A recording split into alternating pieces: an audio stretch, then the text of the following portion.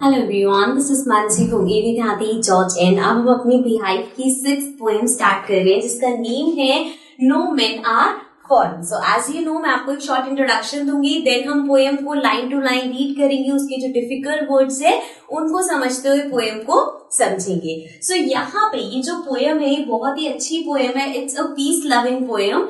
So basically इस पूरी poem में जो पोएट है वो आपको बताना चाहते हैं या कहना चाहते हैं that there are no men which are foreign. चाहे कोई किसी भी कंट्री से बिलोंग करता है, we are all equal and same. तो हमें वॉर को इतना प्रमोट, जो आजकल जो वॉर की इतनी बातें होती हैं उसको हमें छोड़ देना चाहिए। We should promote brotherhood instead of war. So वो यहाँ पे अलग अलग इंसिडेंट्स बताते हैं कैसे हम सब एक जैसे ही हैं। So without wasting any time, let's get to the poem.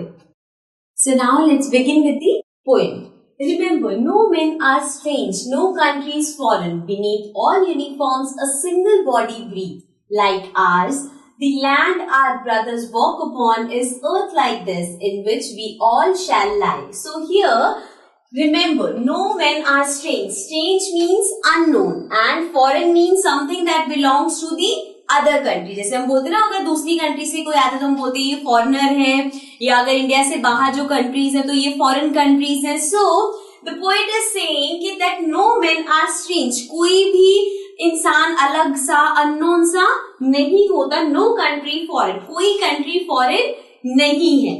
Why is saying that? Beneath all uniforms, a single body breathe like ours. अब वो बोल रहे हैं beneath all uniform. Beneath means under, and uniform here means the army uniform. Now we know that every country has different army. Her army की अलग uniform है। सो वो उस चीज को रेफर करते हुए बोल रहे हैं कि अंडर ऑल द यूनिफॉर्म, जितने भी यूनिफॉर्म है, a single body breathe like us. और उसके उस यूनिफॉर्म के अंदर जो है वो बॉडी है हमारी तरह ही जो ब्रीथ करती है, right? The land our brothers walk upon. Here the brothers are people from the foreign country. So the land our brothers walk upon is earth like this, in which we all shall lie. So अब वो बोल रहे हैं कि हमारे जो brothers है या जो लोग हैं जो फॉरेन कंट्रीज में हैं, तो वो कह रहे हैं कि वो भी हमारी तरह ही अर्थ पर ही वॉक करते हैं। जैसे अब नाउ वी ऑल नो ये पूरा वर्ल्ड अर्थ के ऊपर है। सो जैसे हम अर्थ के ऊपर वॉक करते हैं वो भी उसी तरह से करते हैं। तो दे आर सेइंग कि सेम ही तो चीज है, तो हम क्यों डिफरेंशिएट करते हैं कि ये उस कंट्री का है तो ये फॉरेनर है, हम इस कंट्री के हैं तो हम इनसे अलग है। तो वो चाहते हैं कि हम सबको एक समान ही माने। Then we have, and he says, in which we all shall lie. We all shall lie means he's talking about the end. जब ग्रेव होती है, जब हम मर जाते हैं तो हम सबने उसी अर्थ में हम सबकी ग्रेव होगी, right?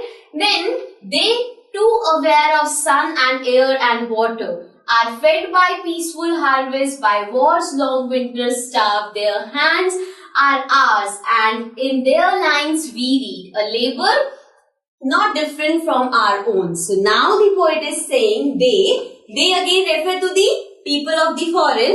So they too aware of sun and air and water. अब वो लोग भी जैसे हमारे लिए सन है, हम सनलाइट लेते हैं, सन है हमारे लिए, एयर है, वाटर है, वही सब चीजें उनके लिए, वही सूरज उनको भी दिखता है, वहां पे भी वही एयर चल रही है, एंड जैसे हम पानी है हमारे लिए, उनके लिए भी वही चीज है। Are fed by peaceful harvest, fed means to eat. अब वो जब जैसे हमारे यहाँ अच्छा हार्वेस्ट होता है तो हम आराम से खाते हैं, इसी तरह से अगर वहां हार्वेस्ट अच्छा होता है तो वो भी अच्छे से खाते हैं।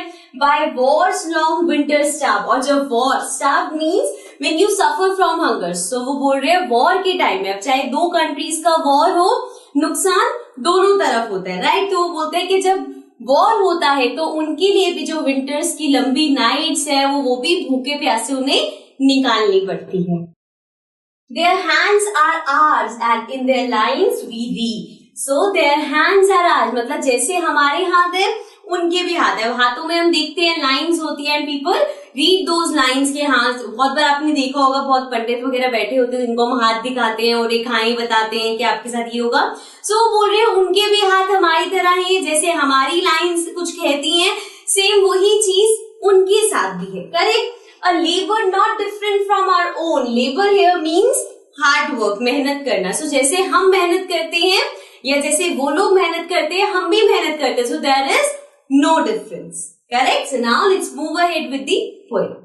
So now the poet says, remember, they have eyes like ours that wake or sleep and strength that can be won by love. So again the poet is saying to remember that उनकी भी हमारी ही तरह eyes हैं जो सोती हैं, जागती हैं, and वही strength, जैसे हमारे पास strength है उनके पास भी strength है, but वो strength कैसे जीती जा सकती है? That can be won by love, जो सिर्फ और सिर्फ प्यार से जीती जा सकती है.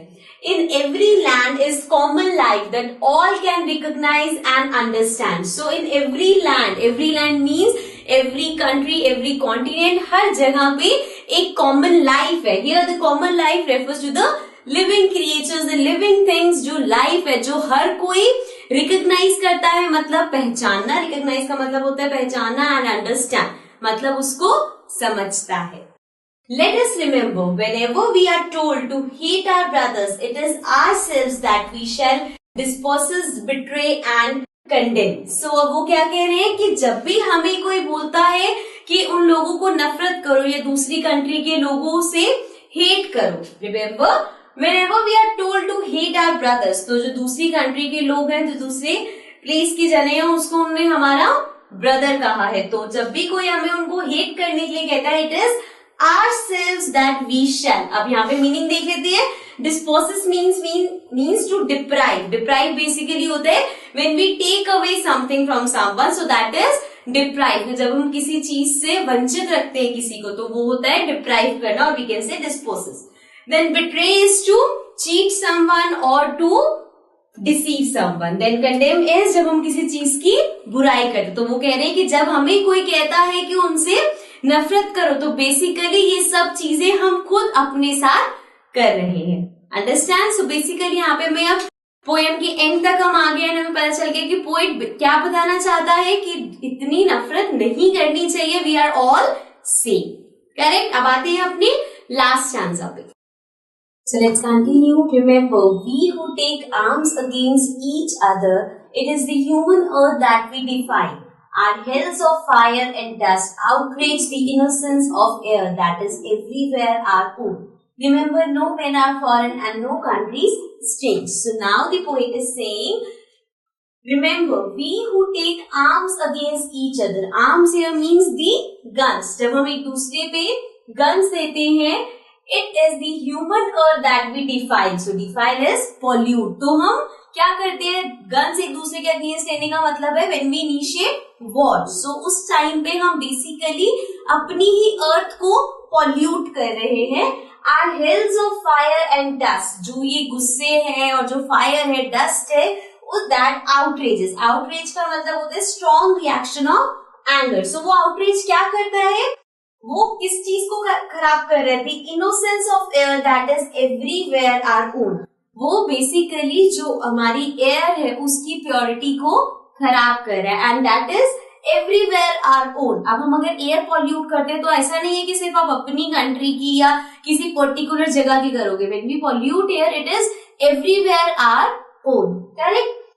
Remember, no men are foreign and no countries strange. So again the poet is repeating the lines that no men are foreign, कोई men foreign नहीं है, and there is no country which is strange or unknown.